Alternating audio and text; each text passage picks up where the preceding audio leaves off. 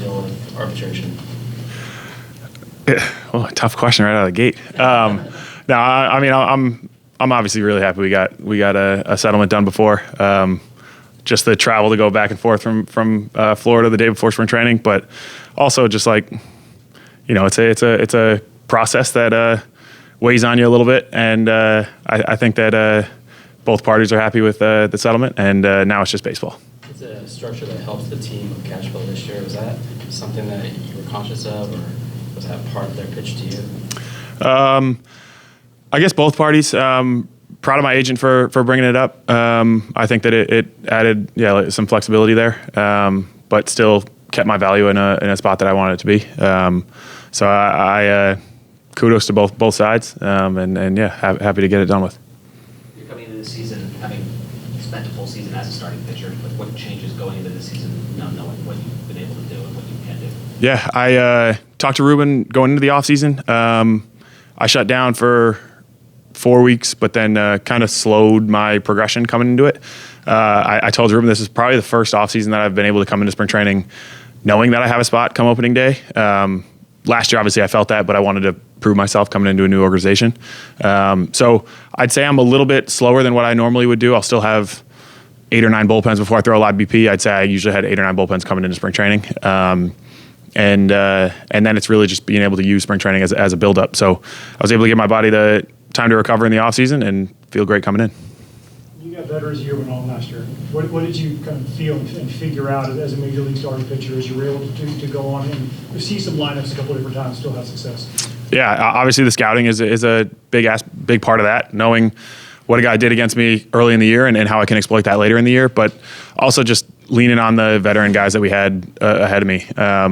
Constantly in communication with Joe and Darvish and Dylan and just like, what could I be doing better? And I think Joe is the king of a quality start. And I wanted to go out there and put up as many zeros as possible. And I think that I would get caught up in that, where all of a sudden it would snowball into a 5-run outing. And if I was able to do what Joe did and limit the damage and fight through and still give the team a chance to win, it would be valuable.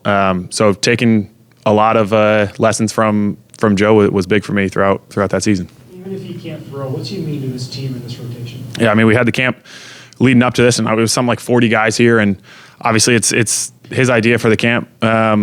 He's just that veteran leadership, that ultra competitor. You see him working in rehab. I asked him when he was starting to throw. He felt like he could start throwing now, but his rehab is one that it's like inspiring for us to see, and you want to see him pitch, so it hurts seeing him on the shelf, but he's going to come back stronger than he was in the years past.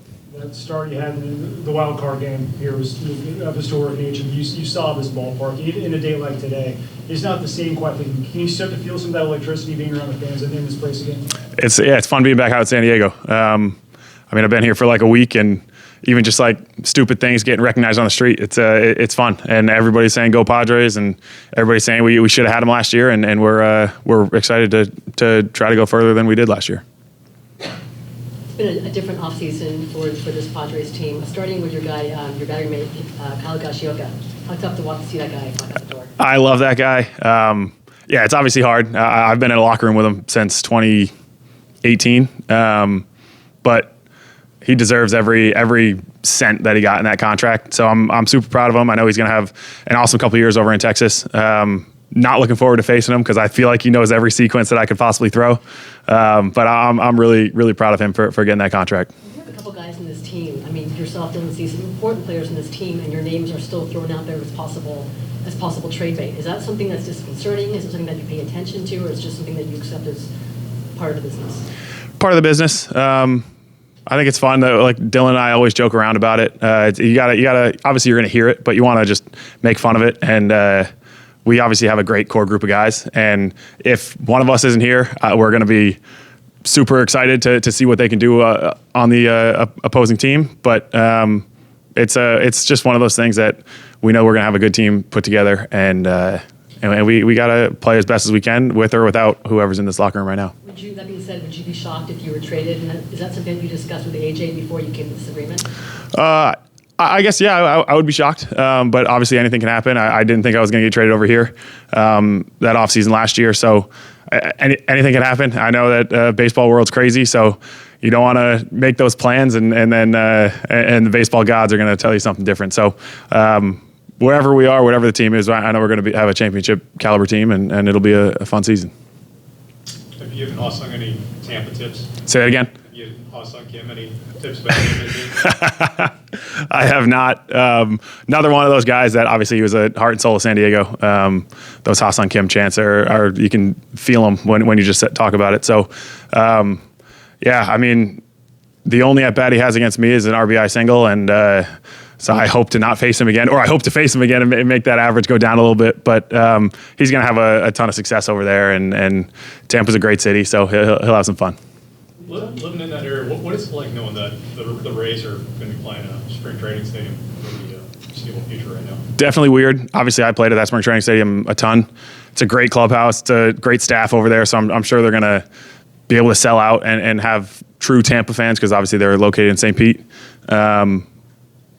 It's going to be hot. It's going to be humid. You're probably going to have to miss a lot of BP because right at 4 o'clock it rains every day in the summertime. So probably going to be a hitters-friendly park just because it's going to be so hot and ball fly. So I'm glad we don't go there this year. But I'm obviously we're baseball players. You got to adjust, and everybody that goes there, the Tampa Bay Rays, they're going to have to make that adjustment, and I'm sure they're going to do a good job doing it. What's it been like for you to watch everything that the Dodgers have done this year to get better after knocking you guys out of the playoffs last year? Yeah, they're a great team, and obviously they got better. I still feel like we were obviously right there with them in the DS, and looking forward to facing them again. I know that our core group of guys, it's always a fun time when we play them, and that core group gets, once you get some pressure on them, you got to stick together. And even though they can add some people, it's still same game. Anybody can go out there and dominate that lineup or shut up one of their starting pitchers. It's just how baseball is. So it's going to be another fun series throughout the regular season, and hopefully we can get them this postseason.